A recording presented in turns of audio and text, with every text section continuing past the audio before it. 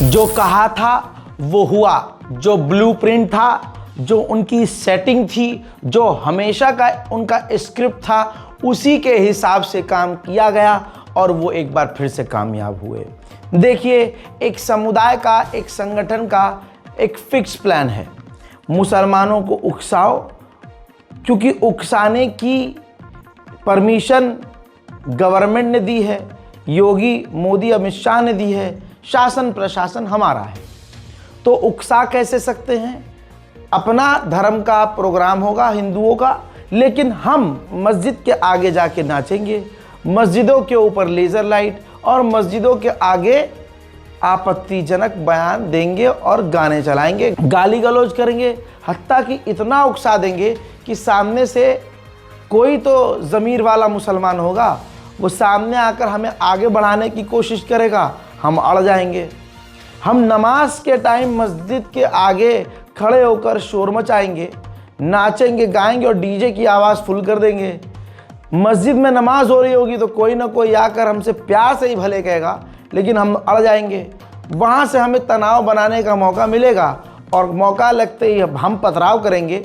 इसके बाद गोदी मीडिया का काम शुरू होगा। उधर से जो पत्थर आएंगे उनको रिकॉर्ड किया जाएगा, यहाँ से जो डीजे चलाया गया, यहाँ से जो लेज़र लाइट फेंकी गई, यहाँ से जो गाली गलौज की गई, यहाँ से जो पत्थर चलाए गए, उसको गोदी मीडिया नहीं रिकॉर्ड करेगा, क्योंकि सरकार, प्रशासन और उसके बाद गोदी मीडिया स्टेप बाय स्टेप हमारा साथ देंगे। और फिर उधर से आने वाले पत्थर को इतने में गोदी मीडिया ब्रेकिंग न्यूज़ पर चला देगा। अब ब्रेकिंग न्यूज़ पे जैसे ही चलेगा तो एक बार फिर से ये दिमाग में, दुनिया में बैठ जाएगा कि देखो फलानी जगह पर मुसलमानों ने हिंदू जुलूस पर हमला कर दिया। न इसके पहले की कहानी बताई जाएगी, न इसके बाद का कुछ सीन बताया जाएगा, और बाद का सीन सिर्फ इतना ही दिखाया जाएगा कि हाँ, मुसलमानों ने ये कांड किया, 50 मुसलमान गिरफ्तार हुए और उनके घरों पर बिल्डोजर चला। ये सुनने के बाद जिन जिन लोगों के दिलों में मुसलमानों के खिलाफ नफरत फैली थी, 4 दिन पहले गुस्सा आया था, वो गुस्सा उनका शांत हो जाएगा और वो कहेंगे कि मोदी सरकार बहुत बढ़िया काम कर रही। भाई, ये स्क्रिप्ट है, एक ये छोटी सी स्क्रिप्ट है, इसको हर जगह रिपीट किया जाता है, जो नागपुर में भी रिपीट हुई। अब आप देख लीजिए मुसलमान कितना तन्हा और लाचार है, अकेला मुसलमान है। ये देख लीजिए, 50 से 51 लोगों को एक तरफा मुसलमानों को गिरफ्तार किया गया, लेकिन उनके खिलाफ FIR नहीं है जिन्होंने कुरान की आयत को या चादर को जलाया। ये रिपोर्ट में आप देख लीजिए, सारे के सारे मुसलमान नामी हैं, सभी मुसलमानों को गिरफ्तार किया गया। अब आप ये देखिए, एक दूसरा समुदाय अगर ये कह दे कि ये जो पत्थर पड़ा हुआ है इसमें हमारी आस्था है, भले ही उस पत्थर का कोई धार्मिक रोल ना हो। मतलब एक और एग्जांपल लेते हैं, अगर एक समुदाय कह दे कि ये जो अजान की आवाज़ आ रही है इससे हमारी आस्था को चोट पहुंच रही है, तो शासन प्रशासन तुरंत मुसलमानों को गिरफ्तार कर लेगा, माइक उतार देगा। कोई नई बात नहीं कह रहा हूँ, माइक उतार देगा, मौलाना को गिरफ्तार कर लेगा, मुअज्जिन को गिरफ्तार कर लेगा। ये होगा। अब देखिए, जिस चादर को चादर, हरी चादर कह के संबोधित किया जा रहा है और साबित किया जा रहा है कि नहीं, सिर्फ एक चादर जलाई थी जिस पर कुरान की आयत नहीं थी, जिसमें कुछ भी नहीं था, जबकि कुरान की आयत भी थी, उसमें अहले बैत और सहाबा के नाम भी थे, लेकिन उस पर किसी की गिरफ्तारी नहीं हुई है। आप यहाँ पर यह भी समझिए कि अगर उधर की तरफ से, अभी कल की परसों की घटना है कि एक मुसलमान भगवा रंग ऑरेंज कपड़े में कुछ फाइलें बांध कर लेके जा रहा था, रास्ते में हिंदुओं ने उसे पकड़ा, पीटा और कहा कि यह भगवा रंग है, इससे हमारी आस्था को चोट पहुंची है, ये कह के उस मुसलमान को बुरी तरह से पीटा। तो अगर उनके हिसाब से इस हरे रंग की चादर पर कुछ लिखा नहीं था, कुरानी आयत नहीं थी, बताइए, जो सुबह गू खा रहे हैं और रात को पेशाब पी के सो रहे हैं, जिनको ठीक से हिंदी नहीं आती, उनको यह पता है कि यह अरबी नहीं है। तुम्हारा बाप तुमको अरबी सिखा के गया या तुम्हारी माँ? जब नहीं सिखाया किसी ने तो तुम कैसे कह सकते हो कि भैया उस पर अरबी नहीं लिखी थी, लेकिन आप इस पर तवज्जो दीजिए कि वो सिर्फ अपने खाली भगवा रंग पर आहत हो जाते हैं। लेकिन अगर इस हरी चादर पर कोई आयत नहीं लिखी थी और रंग ही हरा था, तो इससे मुसलमानों की भावना क्यों आहत नहीं हो सकती? जब आपकी भावना आहत ऑरेंज रंग पर हो सकती है, तो ग्रीन कलर पर मुसलमानों की भावना आहत अगर हो रही है तो क्या दिक्कत है? हालांकि ये तस्वीर सामने है, ग्रीन इस चादर पर लिखाई नजर आ रही है। देखिए, इस वीडियो को पूरी स्क्रीन पे लगाता हूं। इस वीडियो को MIM के नेता वारिस पठान ने शेयर किया है, क्योंकि बार बार झूठ बोला जा रहा है कि उस चादर पर कुछ नहीं था, कुरान की आयत नहीं थी, कुरान जैसा कुछ भी नहीं था। लेकिन आप उसको देखिए, मैं इसको थोड़ा जूम कर देता हूं, ये देखिए, अपनी आंखों से देख लीजिए कुरान की आयत इस पर है या नहीं। हिंदुओं को नहीं दिखेगी क्योंकि उनको कुरान और कुरान की आयत पढ़ने में नहीं आता है, लेकिन मुसलमान को ये साफ नज़र आ रहा है कि कुरान की आयत जलाई गई है और उस चादर के ऊपर कुरान की आयत लिखी है। लेकिन सरकारी तौर पर, आधिकारिक तौर पर हर तरफ से झुटलाया जा रहा है कि उस चादर पर कुछ नहीं था। सबूत सारे मौजूद हैं, क्या हुआ है वो दुनिया को पता है। लेकिन क्योंकि गोदी मीडिया खरीदा हुआ है और गोदी मीडिया के एंकरों का खर्चा अपनी ज़िंदगी का बहुत है, उनकी लग्जरी लाइफ है, तो भाई गुलामी करेंगे तभी तो मोटा रुपया मिलेगा। तनख्वाह 1 लाख है, लेकिन 1 लाख में कहाँ चलेगा? तो भाई 8-10 लाख रुपया महीना कमाने के लिए ये सब करना पड़ेगा। अब दुनिया देख रही है कि दंगा भड़काने वाला कौन था, नफरत का भाषण देने वाले कौन थे, और औरंगजेब का भूत लेकर आया कौन, और औरंगजेब की कब्र को तोड़ने की बात करने वाला कौन। लेकिन सारा मामला अधूरा कर दिया गया। कहानी यहाँ से नहीं बताई जा रही है जहाँ से ये सब शुरू हुआ, यहाँ से बताई जा रही है कि मुसलमानों ने हमला किया। और ये भी नहीं बताया जा रहा है कि पहले हिंदू लोग इकट्ठा हुए, हिंदू संगठन के लोग इकट्ठा हुए, आपत्तिजनक नारे लगाए, ये भी नहीं, बल्कि कहानी यहाँ से शुरू की जा रही है कि जी मुसलमानों ने विरोध करते हुए हिंदुओं पर हमला कर दिया, जबकि सभी हिंदुओं को भी पता है कि ये झूठ है। लेकिन उनको तो मज़ा आ रहा है, उनको तो भाई खुशी मिल रही है, क्योंकि पिछले कई सालों से, 10 साल से मोदी सरकार ने इस गोदी मीडिया के साथ मिलकर मुसलमानों के खिलाफ सिर्फ नफरत फैलाई है। अब आप सोचिए, सभी को पता है कि ये तस्वीर बार बार इसलिए दिखा रहा हूं कि कुरान की आयत जली है, उस चादर पर कुरानी आयत लिखी थी। लेकिन जो नफरत फैलाने वाला झूठा आदमी है, क्योंकि वो सरकार में है, तो अब सिर्फ उसी का सही, यानी क्योंकि राजा ये है तो राजा के झूठ को उसके दरबारी बंदर चीख चीख कर सही साबित करने की कोशिश करेंगे।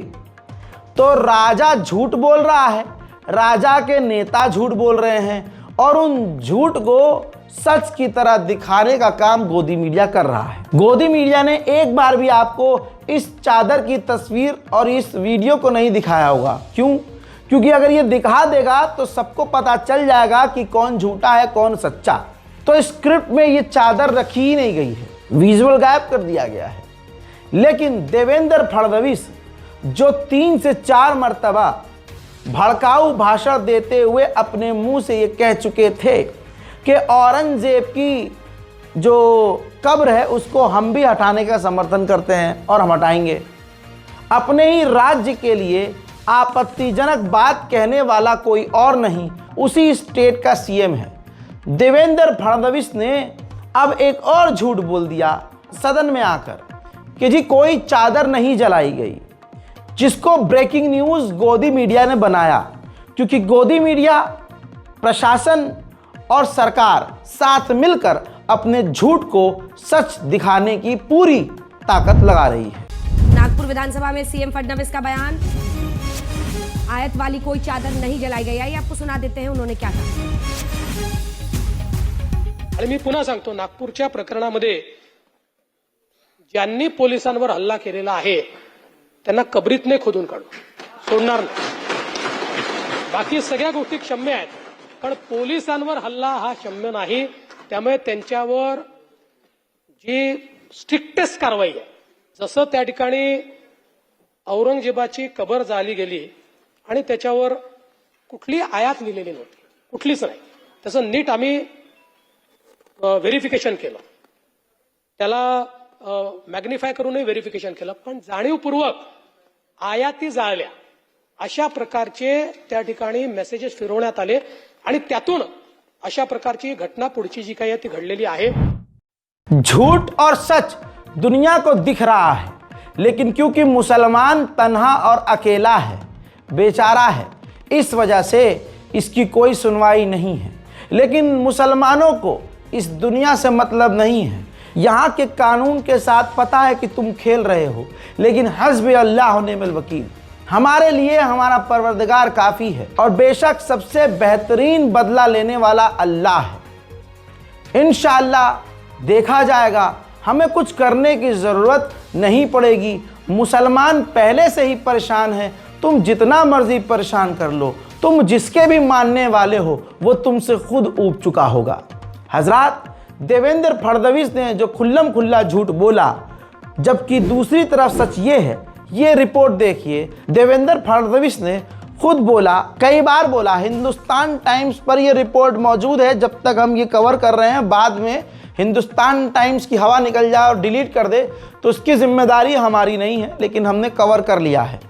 जिसमें देवेंद्र फडणवीस ने, देखिए 10 मार्च, ज़्यादा पुरानी बात नहीं है, 10 मार्च की ही बात है कि 10 मार्च को भी बोला था कि औरंगजेब की कब्र को उखाड़ फेंकना चाहिए.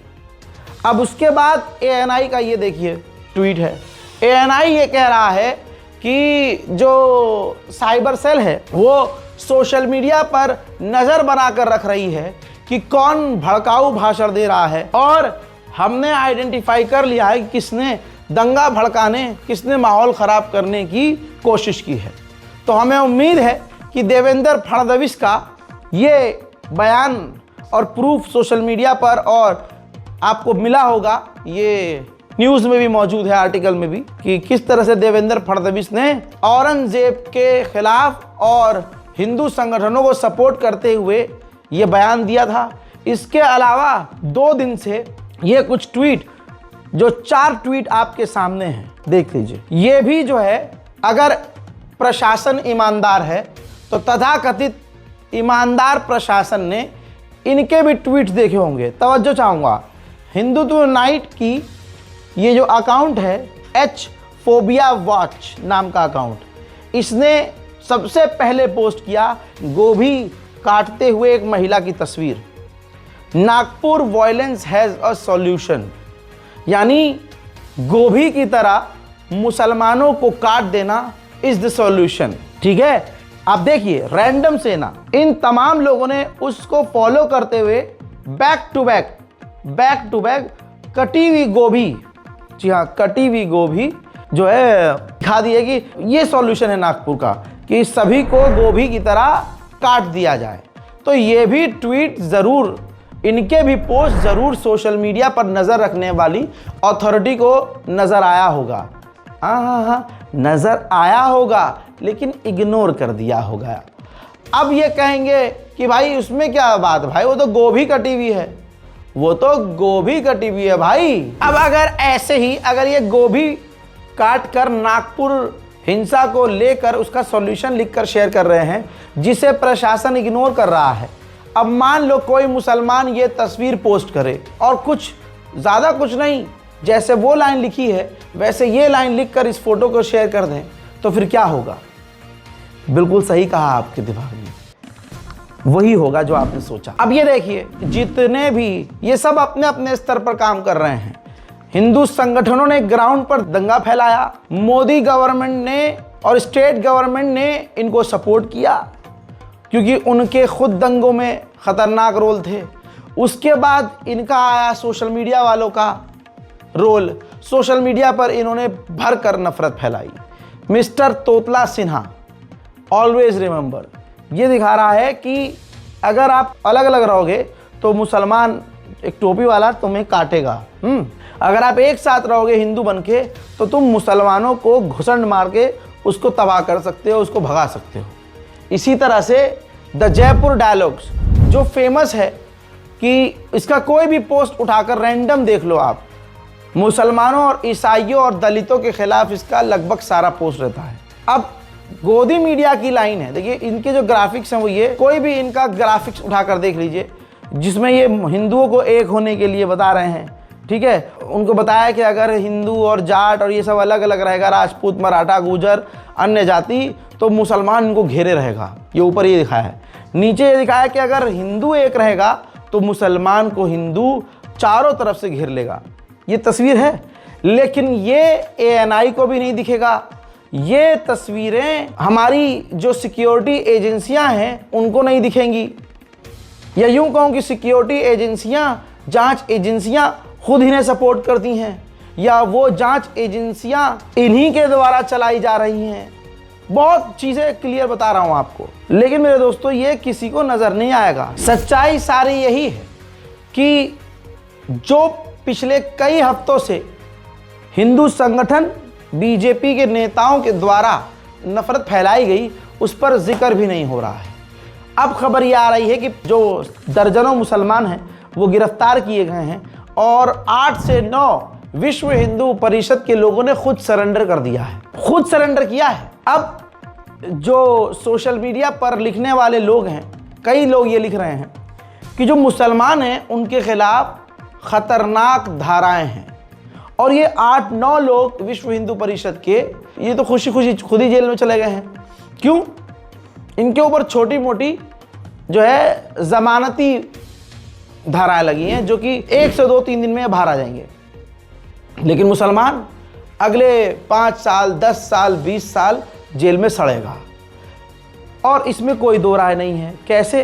दिल्ली दंगे का जो चेहरा सामने आया है, जिसमें हिंदू और पुलिस किस तरह से खेल खेल कर मुसलमानों को फंसाया था, वो सामने आ गया है। देखिए, कोर्ट का स्टेटमेंट है, ये मेरा स्टेटमेंट नहीं है। दिल्ली दंगों पर बड़ा अपडेट आया है। हजरत मोहतरम, दिल्ली कोर्ट ने 11 मुसलमानों को दिल्ली दंगे के केस से बिल्कुल बाइज्जत बरी कर दिया। इल्ज़ाम यह था कि बब्बू नाम का एक ऑटो ड्राइवर था, जिसे इन 11 मुसलमानों ने मॉब लिंच करके कत्ल कर दिया।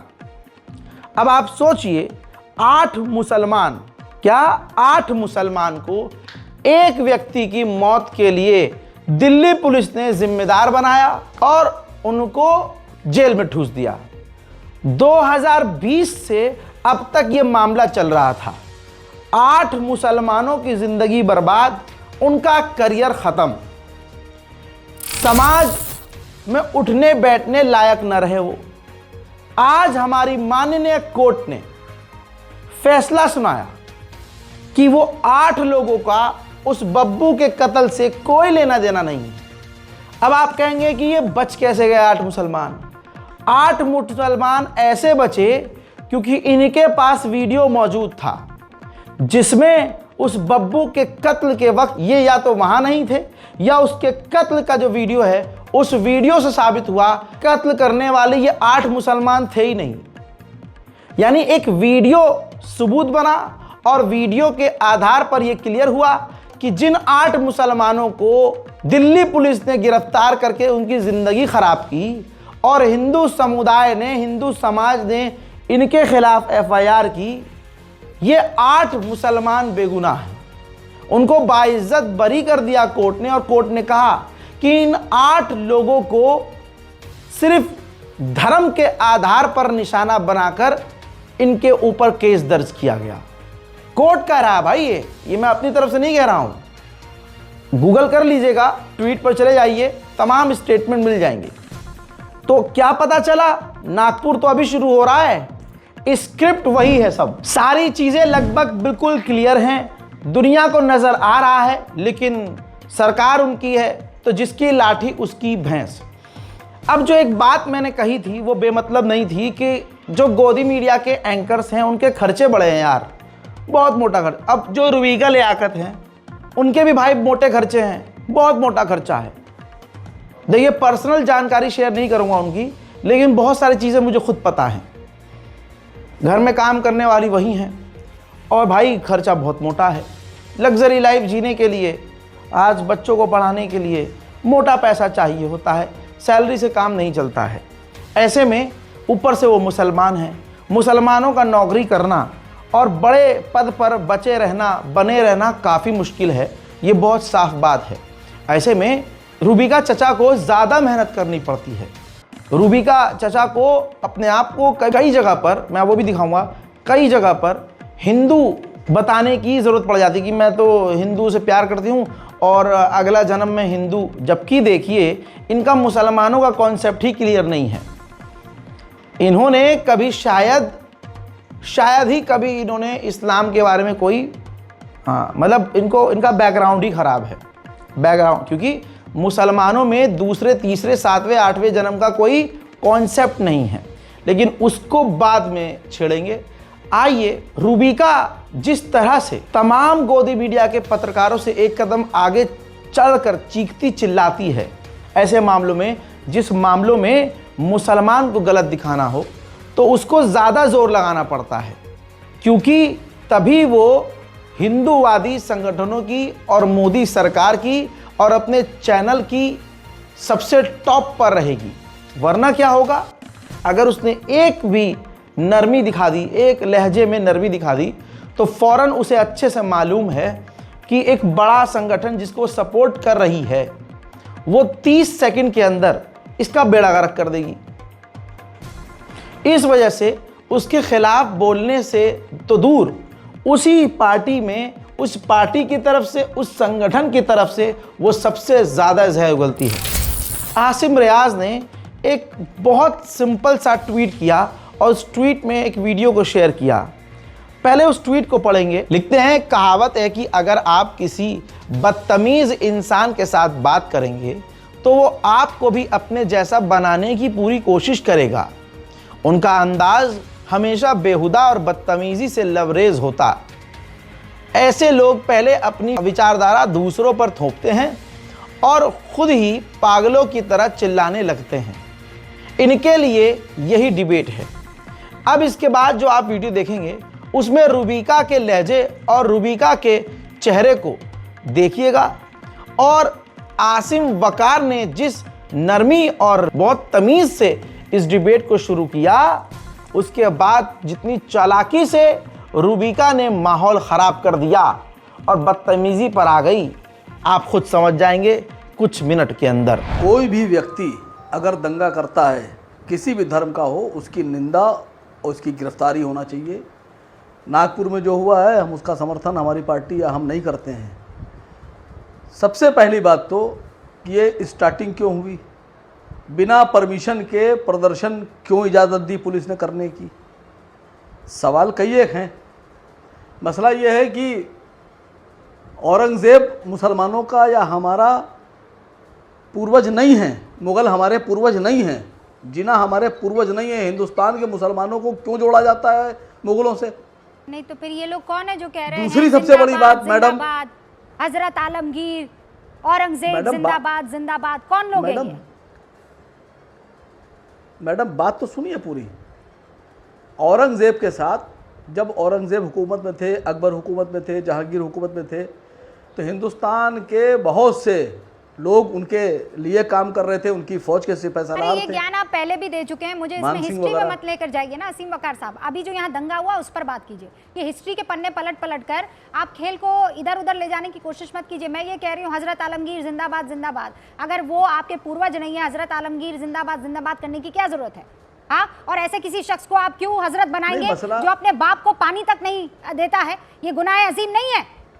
ये कैसा औरंगजेब है जिसको आप हजरत बुला रहे हैं? मसला ये है मैडम, भाई का कत्ल कर दिया। अरे चिल्लाइए कम, बात सुनिए पहले आप। बात सुनिए पहले, आप चिल्लाइए कम, आपके चिल्लाहट से कोई फर्क नहीं पड़ेगा। लेकर जो है आ जाते हैं हिस्ट्री में। आप हमसे ज्यादा देशभक्त नहीं है। साथ इतने सारे लोगों ने काम किया। आप हमसे बड़ी देशभक्त नहीं है। ये दंगा करने का हक किसने दिया आप है? हमसे, असीम वकार साहब, ये बताइए मुझे। अरे मैडम आप हमसे बड़ी देशभक्त नहीं है।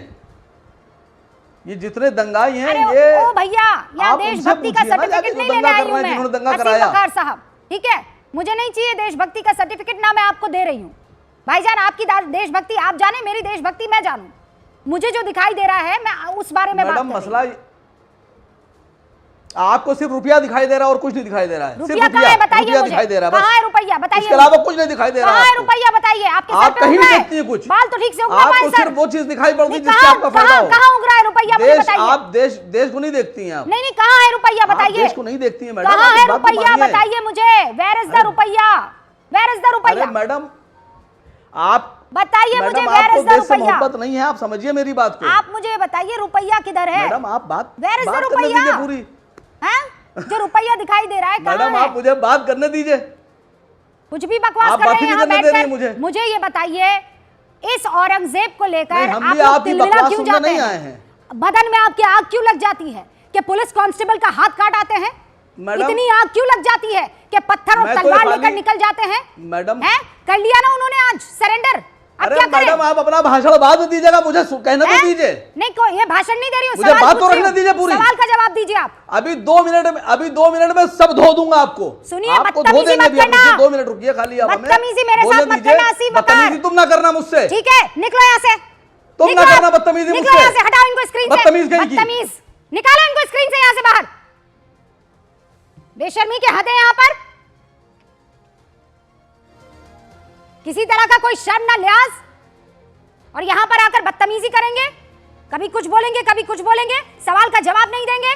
निकलिए ऐसे, सीधे बात करनी आती नहीं है ना, रमजान का किसी तरह का कद्र करना आती है आपको, ना महिलाओं की कद्र करने आती है। डिबेट को आगे लेकर जाएंगे, हटाइए इनको स्क्रीन से।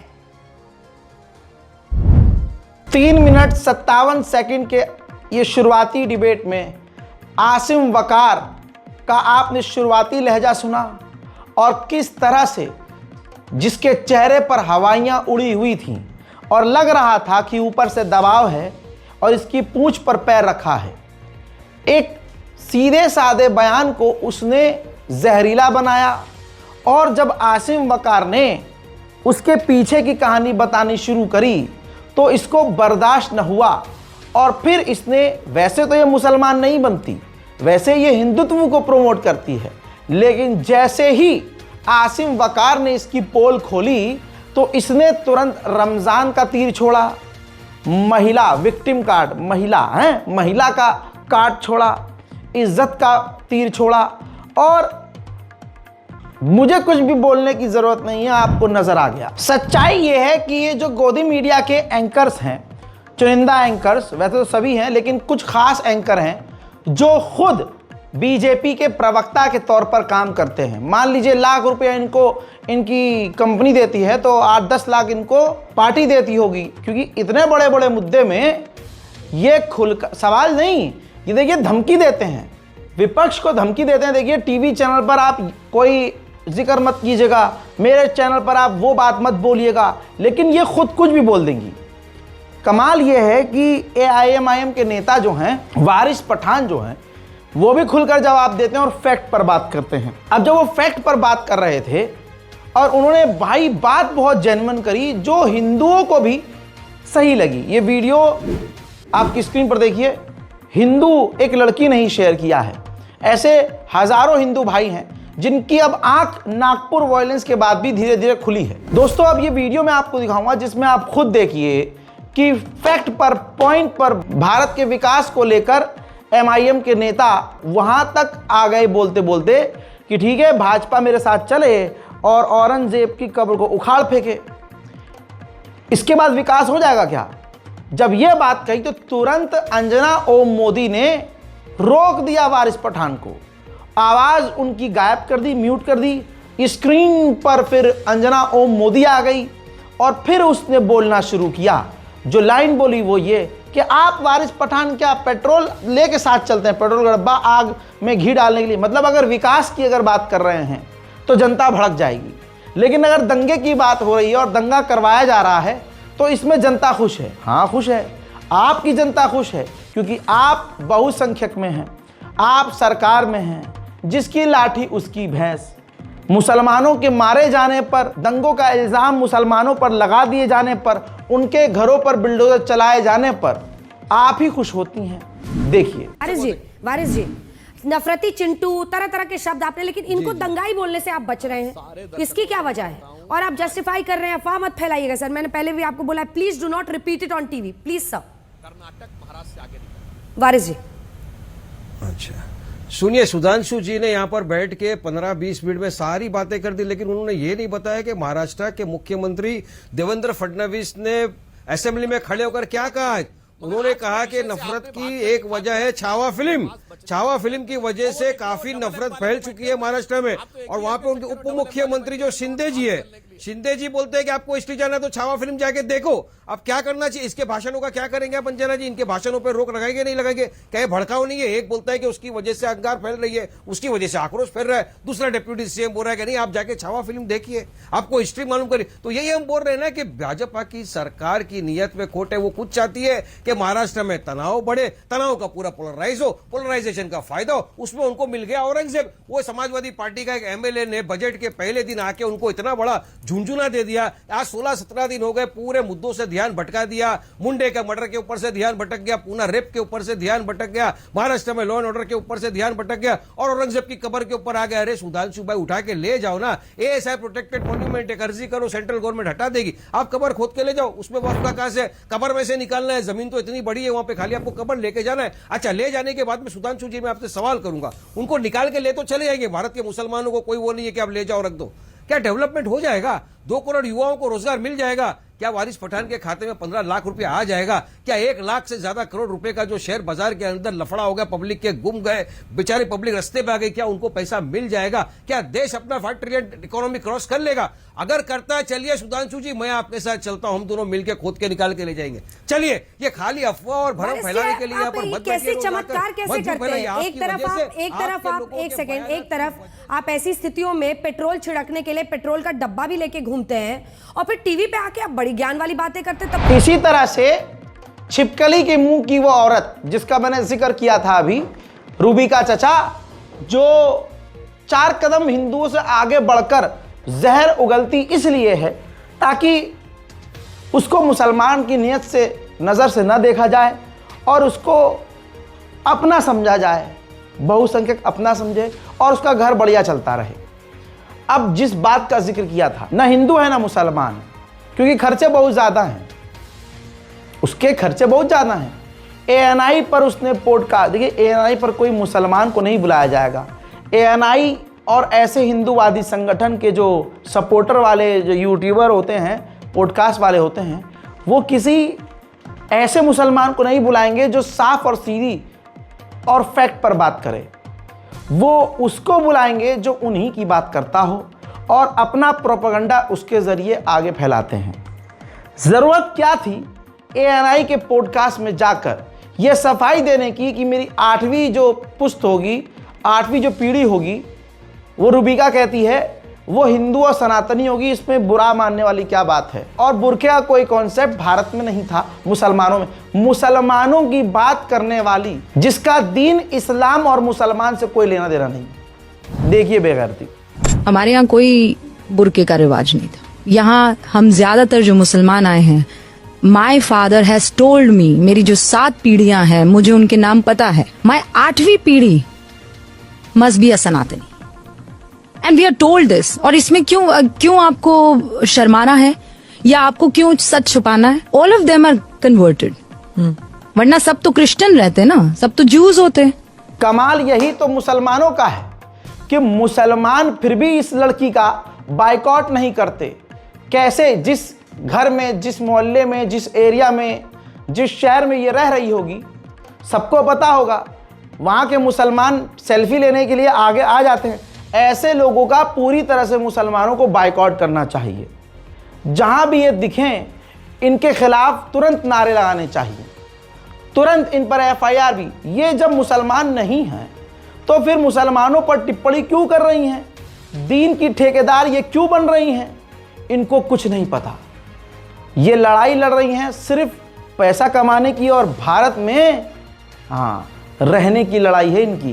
क्योंकि आज देखा जा रहा है भारत में किसी भी मुसलमान को गद्दार कह दिया जा रहा है, तो इनको पता है कि मेरा घर तभी अच्छे से चलेगा, मेरे बच्चे तभी अच्छे स्कूल में पढ़ पाएंगे और अंधा पैसा मेरे पास तभी आएगा जब मैं ये और ये करूंगी और मुसलमानों को, दीन को, इस्लाम को नीचा दिखाऊंगी। एक और पत्रकार हैं संदीप चौधरी एबीपी के, उन्होंने भी ईमानदारी से पत्रकारिता करी, सच्चाई उन्होंने बयान की और ऐसा सच बोला कि अगर हिंदुस्तान के निवासी इस बात को समझ जाएं तो देश में दंगे रुक जाएं। लब्बो लुबाब तो यहां पर बता ही दिया। अब एकनाथ शिंदे क्या कह रहे हैं, उप मुख्यमंत्री हैं, कि पुलिस ने दोपहर को सब शांत करा दिया लेकिन रात में 4-5 हजार लोग कैसे आ गए।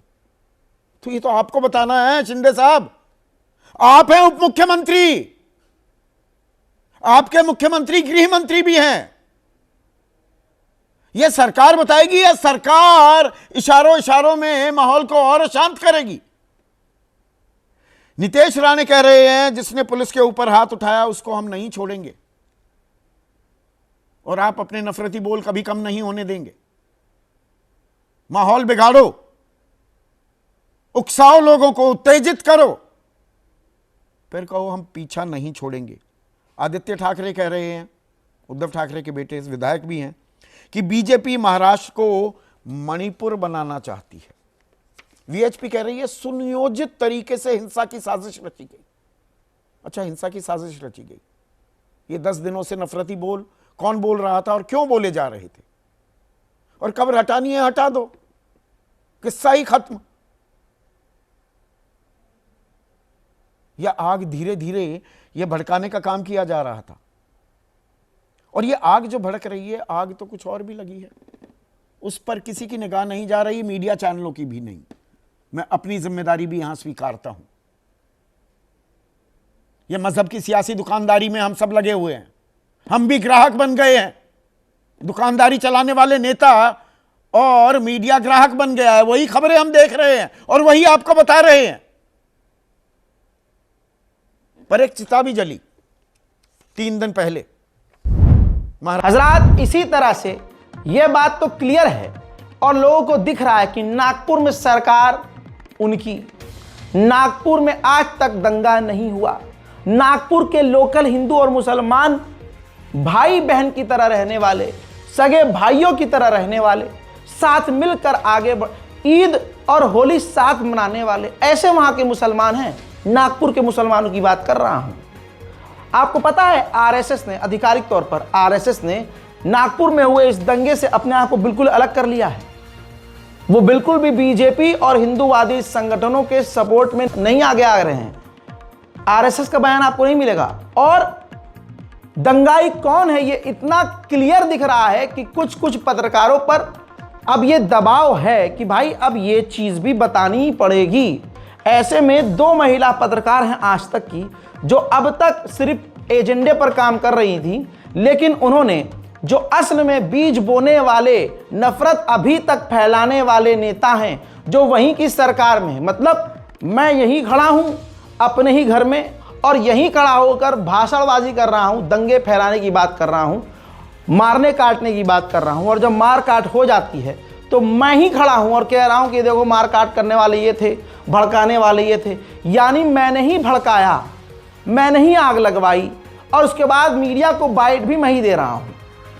अब आप आज तक का एक छोटा सा क्लिप देखिए, आपको सारा खेल समझ में आएगा। मुख्यमंत्री देवेंद्र फडणवीस समेत महाराष्ट्र के तमाम बड़े नेता कह रहे हैं कि हिंसा के पीछे साजिश थी, अफवाह फैलाकर हिंसा भड़काई गई। लेकिन सोचने वाली बात यह है कि जो लोग सत्ता में बैठे हैं वो क्या कर रहे थे। महाराष्ट्र के मंत्री नितेश राणे हिंदू संगठनों के संबोधन में क्या कह रहे हैं, सुनिए। आज आपल्या विश्व हिंदू परिषद असेल की आपल्या हिंदुत्वरी संघटनेने औरंगजेबाच्या कबरीबद्दल एक हात केलेली आहे। आज महत्वाचा दिवस आहे त्या संदर्भात। मंत्री म्हणून मी त्या बाबतीमध्ये किती खोबाळ बोलू शकतो या मर्यादा आहे, पण तुम्हाला माहिती आहे कुठेही असलो तर आज मंत्री आहे उद्या नाही, पण मरेपर्यंत हिंदू असेल हे घेऊन मी काम करतोय।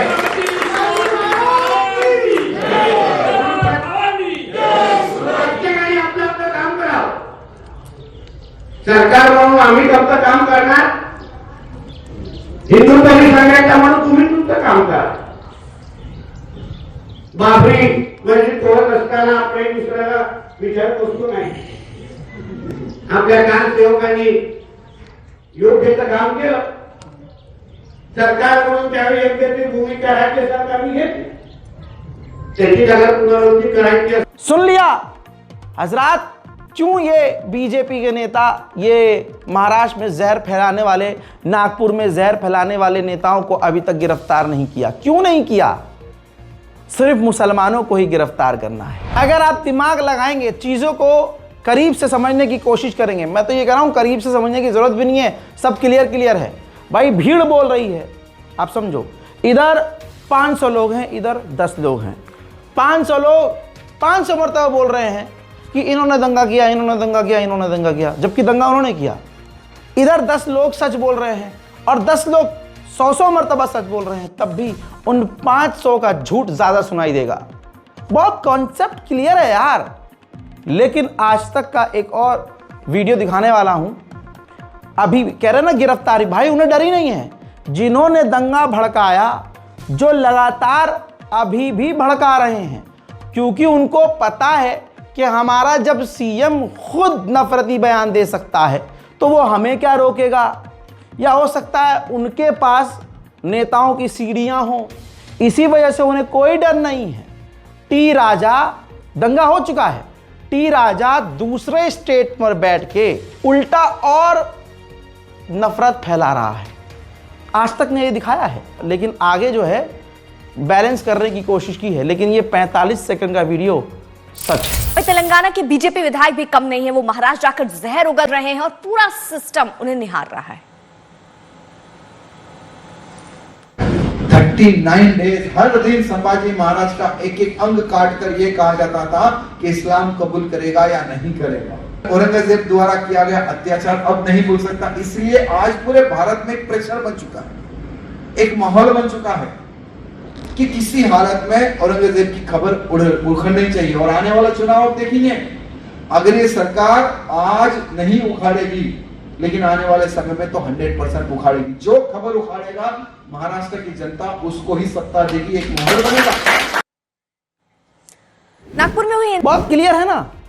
अजीत पवार गुट के नेता अनमोल मिटकरी ने आज तक को जो एक छोटा सा बयान दिया है, वो इस पूरे दंगे का लब्बो-लबाब है, बिल्कुल फाइनल. और जिस तरह से टी राजा कर रहा है और किस तरह से वो, मतलब भाई आप सुनेंगे ना. सबसे बड़ी बात, एक हिंदू, क्या ये हिंदू नहीं है जो अभी आप बयान सुनेंगे? हिंदू ही है ना. तो हमारे हिंदू भाई सब एक जैसे नहीं है. ऐसे लोग, ये सब राजनीति का खेल है. सीधे साधे हिंदुओं को सीधे साधे मुसलमानों के खिलाफ भड़काया जा रहा है. ये पिछले 4 साल से मैं खुद कह रहा हूं. अब सुनिए. नहीं पैदा होता.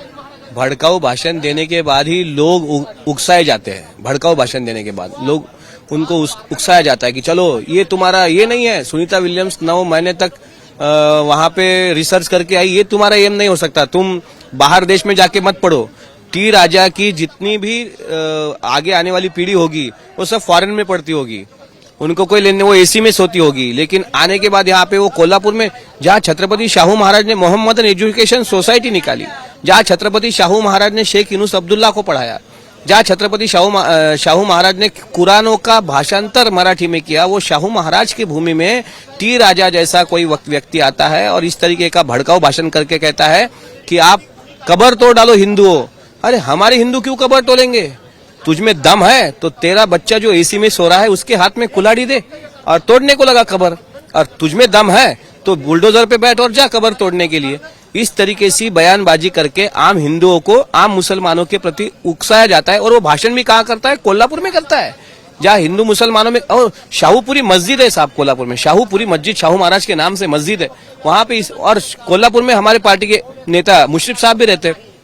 कोल्हापुर जिले में पहला महाराष्ट्र का राम मंदिर बना जो 2.5 करोड़ रुपए खर्चा करके किया गया कागल में.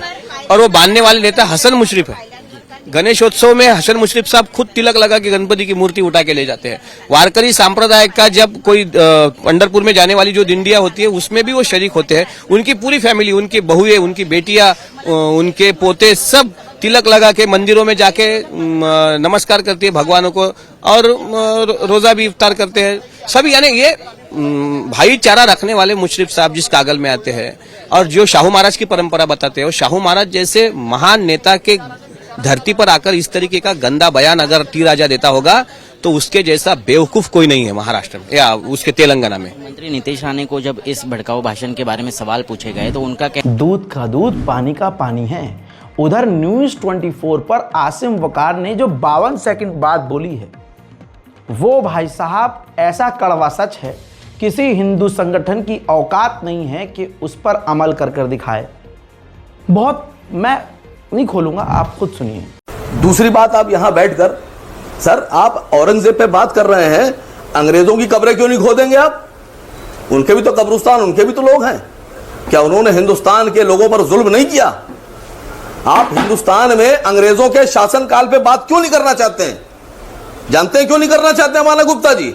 इसलिए कि जब अंग्रेजों के शासनकाल पर बात होगी तो अंग्रेजों के दोस्तों की, अंग्रेजों के मुखबिरों की, अंग्रेजों के दलालों पर भी बात करना पड़ेगी आपको। और आप नहीं चाहते कि अंग्रेजों के मुखबिर, अंग्रेजों के दलाल, अंग्रेजों के एजेंट और अंग्रेजों के दोस्तों पे बात की जाए जिन्होंने अंग्रेजों का साथ दिया। आप इसलिए अंग्रेजी हुकूमत पर जो बात है वो नहीं करना चाहते हैं। आप साफ साफ बात कीजिए। ओके, आसिम वकार एक सवाल का और जवाब दीजिए। आप एक सवाल और हिंदू मुस्लिम कर रहे हैं। मैं एक बात और आगे बोल देता हूं, आगे की, और आप मुझसे कमेंट में कहेंगे, हुक्म देंगे, आप आदेश देंगे तो उस पर भी इंशाल्लाह अमल करूंगा। औरंगजेब की कब्र कुत्तों को तोड़नी है, तवज्जो है, औरंगजेब की कब्र तोड़नी है उन्हें। औरंगजेब के साथी जो हिंदू राजा थे उनकी जो प्रतिमाएं हैं, उनके जो किले हैं, उनके लिए जो बनाई गई चीजें हैं, उनको कौन उखाड़ेगा? कहूं तो उनकी कब्र कौन उखाड़ेगा? बात शुरू की है तुमने, हमने छेड़ी तो बहुत दूर तक जाएगी। औरंगजेब आलमगीर के बारे में मुन्ना गूगल कर लो, वरना चैट जीपीटी का सहारा ले लो, पता चलेगा कि औरंगजेब के कार्यकाल में आज जिस अखंड भारत की बात करते हो, जिसकी तुम्हारी औकात नहीं है, उस वक्त औरंगजेब के कार्यकाल में हिंदुस्तान अखंड भारत था और सबसे ज़्यादा दूर तक भारत फैला हुआ था। हाँ, औरंगजेब आलमगीर ने कुछ गलतियां की जिसकी वजह से उनका ऐसा हाल हुआ और उनकी सत्ता कमज़ोर हुई। वही काम आज भाजपा कर रही है। औरंगजेब आलमगीर के कुछ गलत कामों में ये भी है, देखिए वो राजा की नीयत से आप देखोगे तो आपको समझ में आएगा औरंगजेब आलमगीर ने क्या किया। लोग कह रहे हैं वो अपने बाप का सगा नहीं है। अरे भाई, वो कट्टरवादी इस्लामी सोच का व्यक्ति था। जब उसे दिखा कि भाई मेरा बाप गलत कर रहा है तो उसने बाप के ऊपर भी कर दिया काम। तो उस इतिहास पर जाऊंगा अगर मैं तो फिर सारी खुलेगी पोल। फैक्ट ये है कि औरंगजेब आलमगीर के सभा और सरकार में उनके किले के अंदर सबसे बड़े बड़े पोस्ट पर हिंदू थे। औरंगजेब आलमगीर ने अगर मंदिर तोड़े तो मस्जिदें भी तोड़ी। औरंगजेब ने हिंदू मंदिरों को तोड़ा तो मंदिर बनवाया भी, और मंदिरों को वो दान भी देता था, यानी उनको वो फंडिंग भी करता था। लेकिन कई जगह पर उसने एक वक्त में आकर हिंदुओं के ऊपर टैक्स भी लगा दिया। औरंगजेब ने टैक्स लगाया, कर लगाया। ये वो चीज़ें हैं जब औरंगजेब आलमगीर ने हिंदुओं के ऊपर टैक्स लगाया, उनके खिलाफ कोई दो चार कदम उठा लिए, उनके खिलाफ हिंदू राजाओं का इस्तेमाल किया, तो इससे देश में उस वक्त भी दरार पैदा हुई, जिसकी वजह से औरंगजेब आलमगीर की जो सल्तनत है वो चरमरा गई। ये फैक्ट है। लेकिन इस पर कोई बात नहीं करेगा कि उसके हिंदू दोस्त थे, राजा हिंदू थे, जयचंद जैसे और भी बहुत सारे। आप कहो, कमेंट करो तो मैं आपको पेश करूं स्पेशल वीडियो। करूं? ये मेरा तीसरा चैनल है रज़ाग्राफी। हमारा सोशल, इस पर इतिहास, डिफेंस सिस्टम, एडवांस वेपन्स, अलग अलग देशों के इतिहास, कहानियाँ, सच्ची कहानियाँ, सब इस पर बयान करता हूँ। तो आइए, अगर आप कहेंगे औरंगजेब के बारे में तमाम जो सच होगा, और अगर कबूल करने लायक हो आप कि हाँ जो अच्छा किया है वो भी बताऊँगा, जो बुरा किया है आलमगीर औरंगजेब ने तो वो भी बताऊँगा आपको, तो कमेंट कीजिए, मैं आपको वहाँ ज़रूर बताऊँगा। इसी के साथ इस नेशनल प्राइम टाइम का यहीं अंत करते हैं। इसके अलावा आपके हुक्म पर काम कर रहा हूँ, अगर आप चाहें कि इसका पार्ट 2 आज दोबारा से आए, इसके आगे की कहानी, तो कमेंट कर दीजिएगा। जय हिंद।